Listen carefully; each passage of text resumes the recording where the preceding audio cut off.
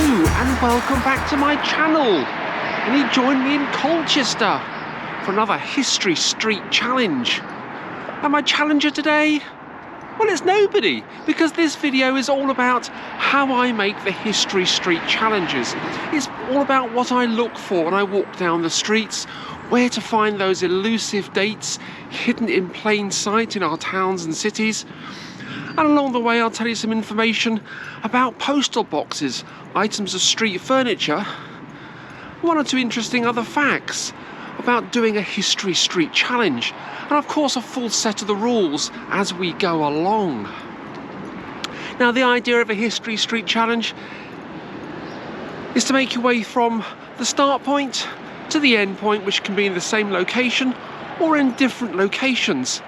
And today I'm starting in Crouch Street, and I'm going to end my walk 30 minutes later outside Colchester's castle, the great tourist attraction here within the town centre.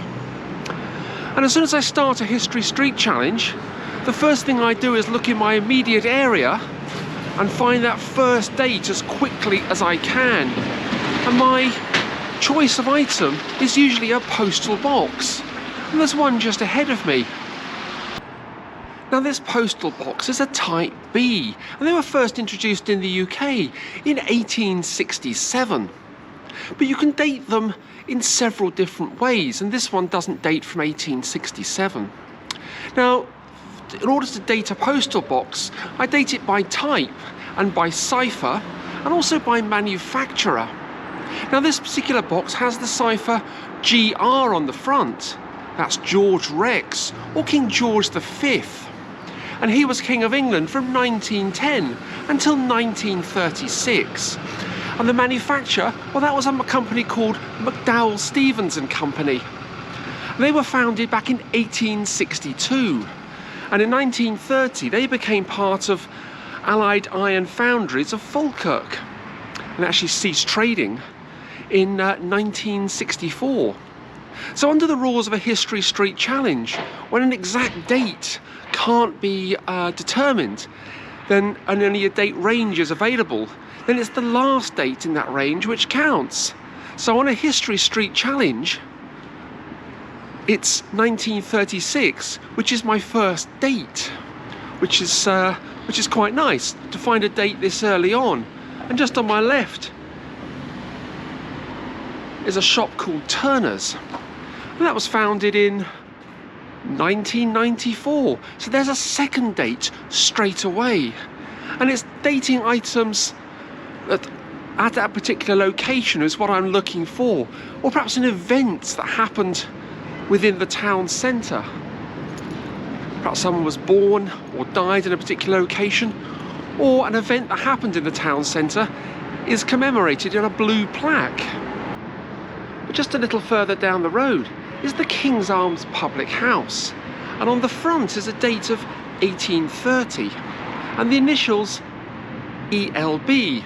I don't know who ELB actually refers to. It might refer to the person who actually built the pub, or perhaps the first landlord, or maybe a connection with Eagle Brewery. I'm not too sure, but a date of 1830 etched on the brickwork is rather nice.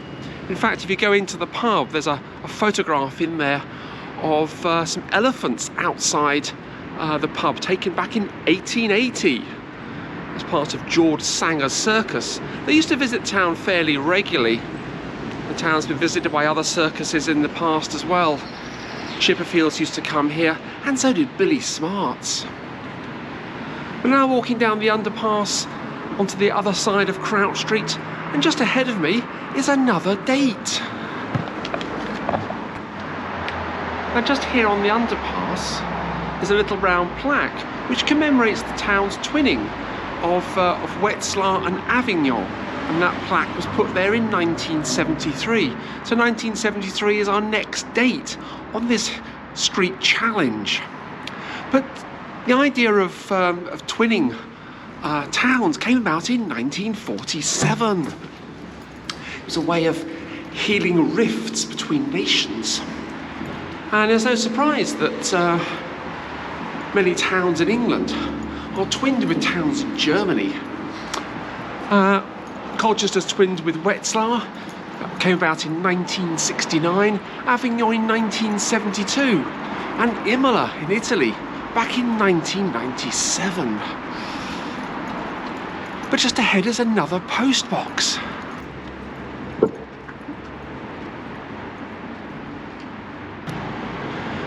Now this particular postal box is a Type C.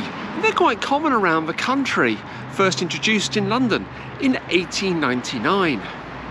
And this one has Queen Elizabeth's cipher on the front, ER2, Elizabeth Regina II, current Queen Elizabeth, current Queen.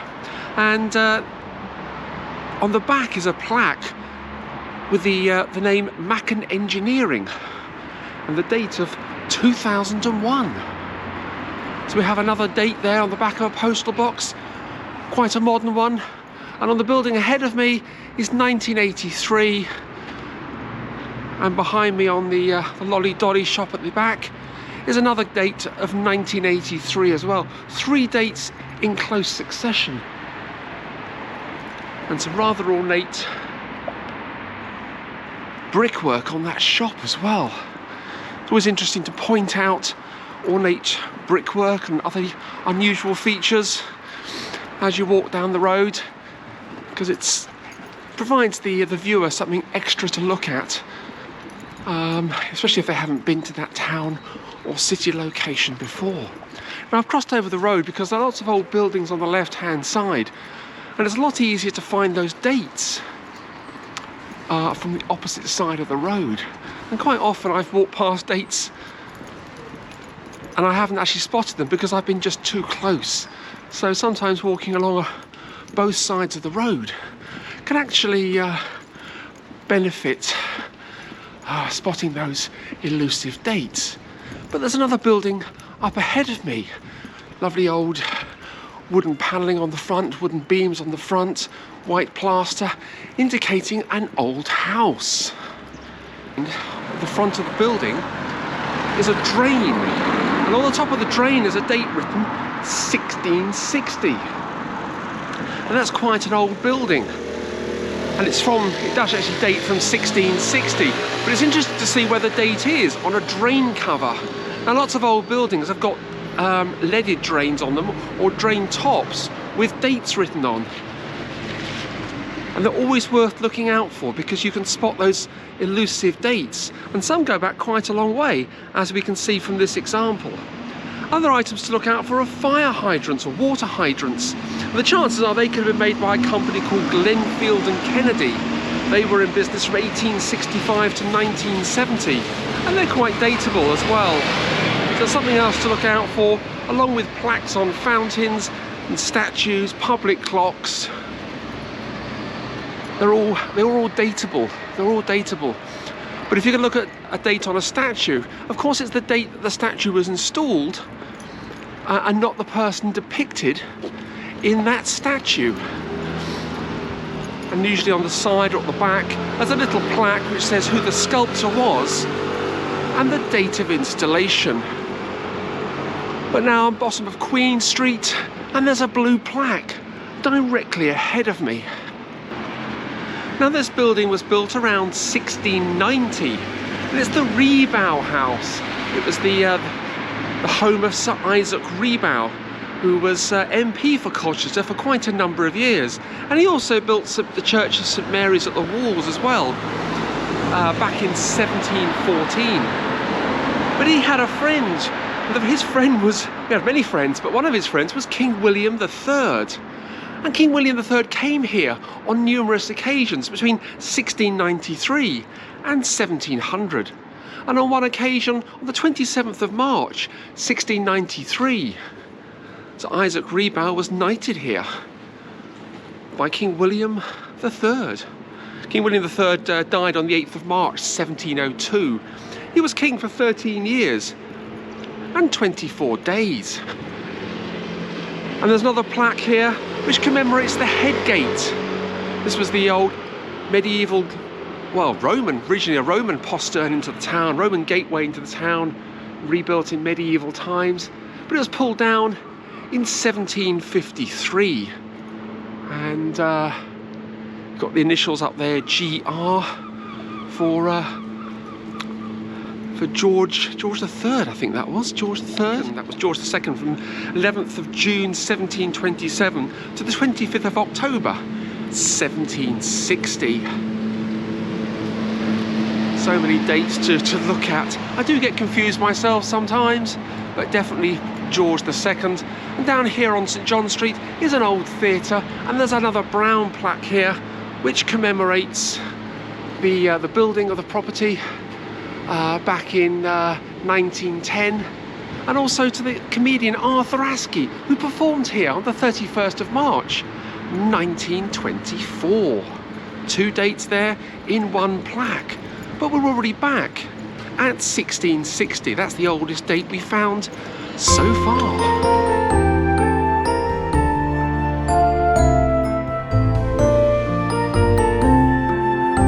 Walked across the road into Chapel Street North and towards the Headgate Theatre. Now, there hasn't always been a theatre on this location. The previous use of the building was actually as a church or chapel. I think it was a URC chapel. But there's 2 plaques on the walls. First states that the building was erected in AD 1844, and a bit further on, the second part of the building,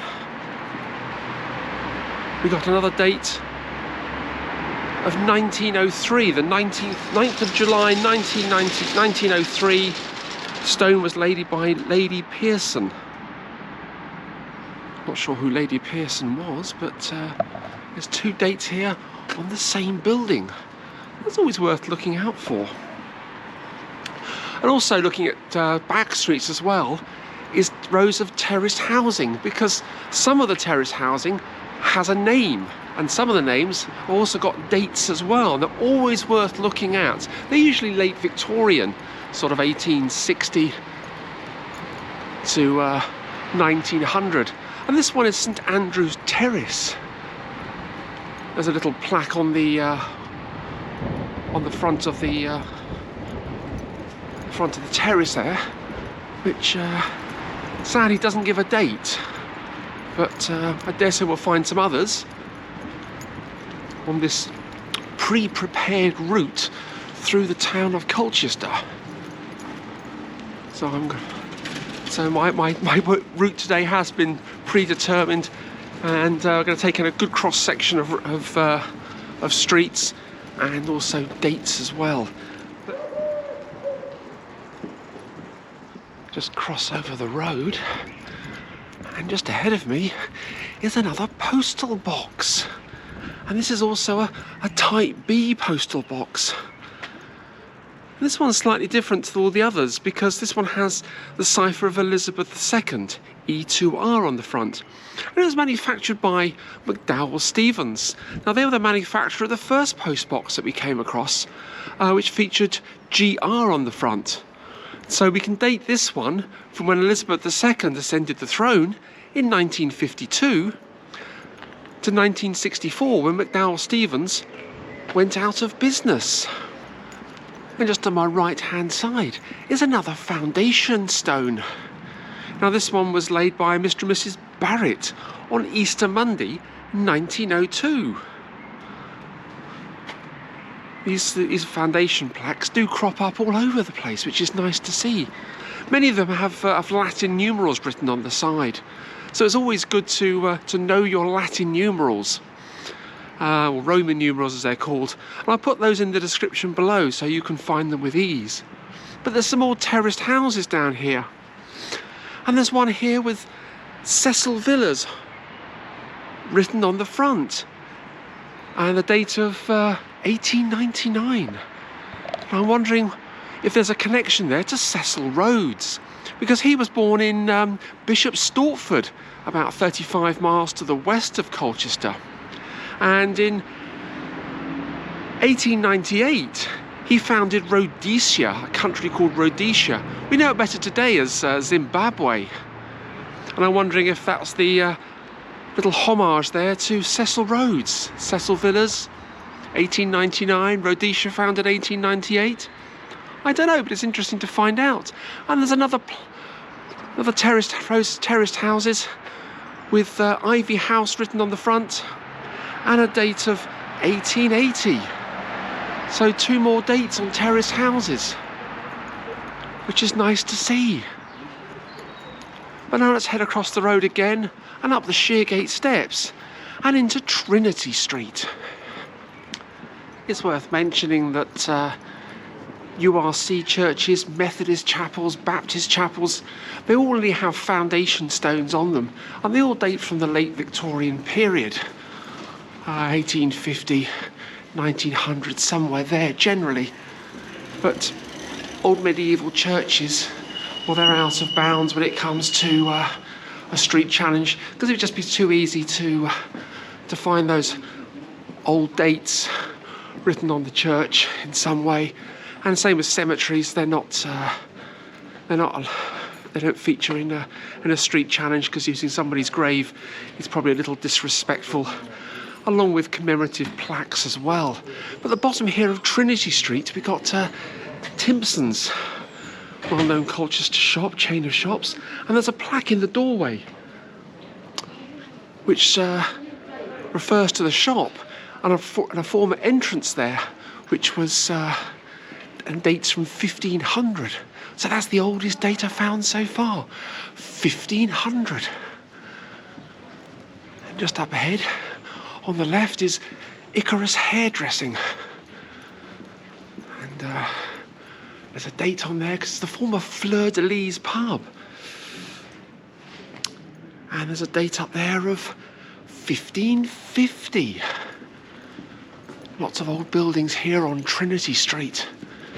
There's a couple of plaques as well on the left-hand side. It's 2 of Colchester's famous residents. Here on the left is Timperley's house, and this was the birthplace of a man called William Gilbert, and he was the author of a book called De Magnet, and he was the founder of electricity. He coined the name electricity here at Timperley's in Colchester. He was born here in 1544 and resided there until his death in 1602. So 1544 is the date we can use because that's where he was born. It's an event that happened at that location. And just up on the left, a bit further up, is another house where John Wilby, the famous madrigal composer, used to reside. He was born in 1574 and died in 1638. He lived there for many years. So 1638 is the date we use for John Wilby, because obviously when the date ranges can't be confirmed, the exact date can't be confirmed, and there's only a date range, it's the last date we use, which is 1638. And they're both buried in the church of Trinity Church, in the cemetery just across the road. Beautiful old church. And a doorway here, which is 1,000 years old. I'm going to feature this in another video. I've got another one planned for Colchester, and I'll feature that doorway in that video. But let's move on a bit further and head up towards the High Street and see what we can discover up there.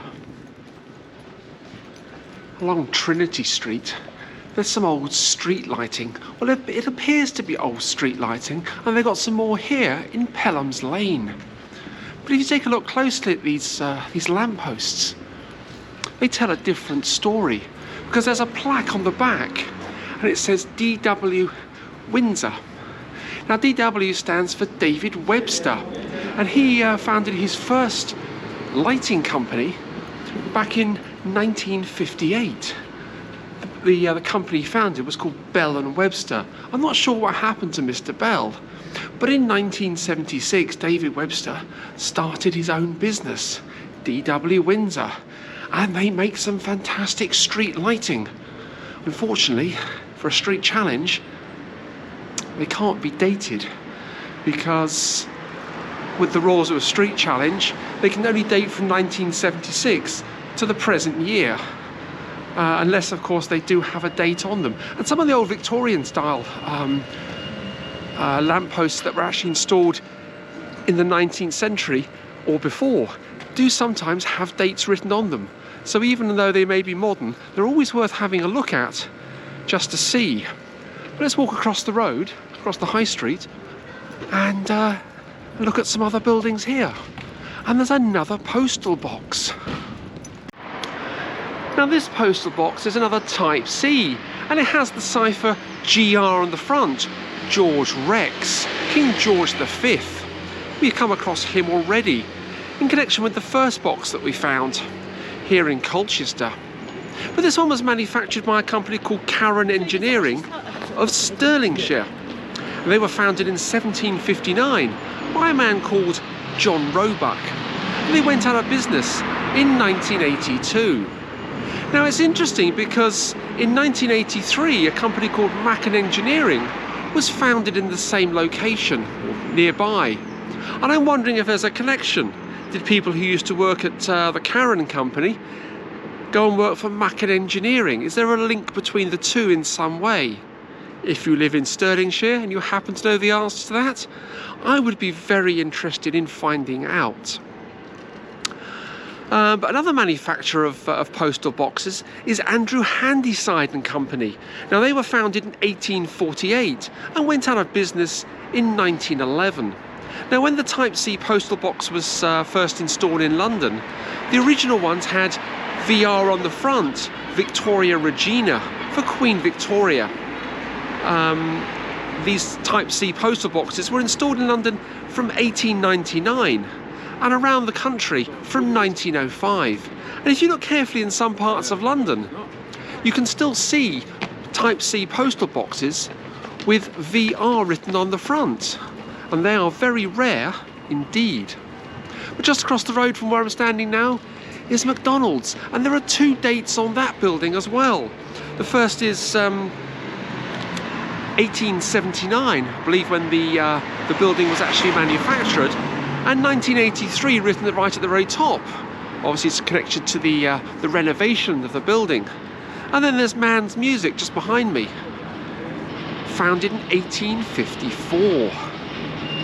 Quite a few dates there, all again in one location. And it's quite common to find dates, multiple dates in one location. I found quite a few when I was in Bishop Stortford on that street challenge. So it's always worth looking around the area. If you find one, the chances are there could be a second. And some buildings, as we've discovered today, do have more than one date actually written on them. But a little further down is another pub, the Three Wise Monkeys. And there are some dates written on that building as well. As we take a look up at the front of the building, we can see two more dates written on the outside. First, up on the roof, you can see the date of 1896, and on one of the side walls, a date of 1908 written on a stone plaque. The one going through the zero. Rather a nice pub, that one. I've had a few evenings in there myself. But now just heading up this little back lane towards the castle. And on the entrance gates to Castle Park, there are two stone tablets, again with two dates written on them. The first reads that these entrance gates were presented to the town of Colchester by Alderman Horace Egerton Green in 1892. But the second one is a little more interesting because the park was opened for the public for use by the public by the Right Honourable David Evans, KCMG, who was Lord Mayor of the City of London.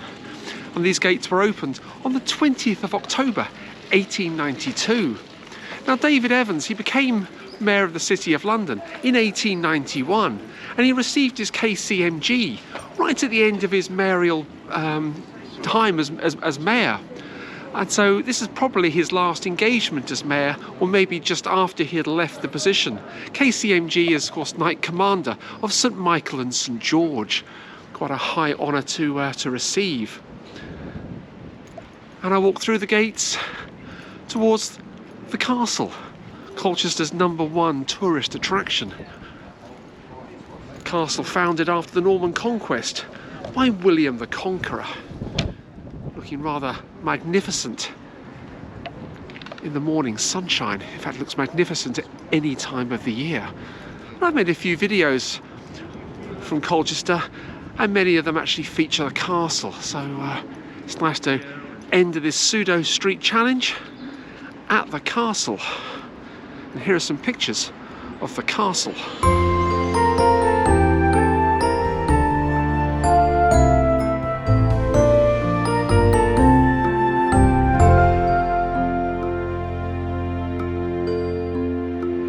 I've had a really enjoyable time just walking through the streets on this pseudo history street challenge, and I found 31 dates in total just hidden in plain sight around the streets, and there are many more to be found.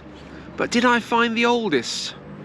Well, I'll leave you to have a look around the town and see if you can find an older date, one that dates before 1500, because my date range was 1500 to 2001, and that rather interesting postal box by Mac and Engineering. But I'm sitting here in Castle Park opposite the castle, having a cup of frothy latte. This one has been sponsored by Michael White, so thank you, Michael. And if you'd like to sponsor a coffee, then do as Michael did and go onto the Buy Me a Coffee link, which you'll find in the description below, and you too can purchase a coffee and get a mention on my channel. So thank you, Michael, that's very kind of you. Oh, and I do like a frothy latte, as well as a cup of tea. Started drinking a lot more coffee recently, so maybe that's my trend for 2022, is to drink more coffee. But sitting outside here, outside Colchester Castle, is where I end this video. So thank you so much for watching, and I look forward to seeing your History Street Challenge videos from where you live.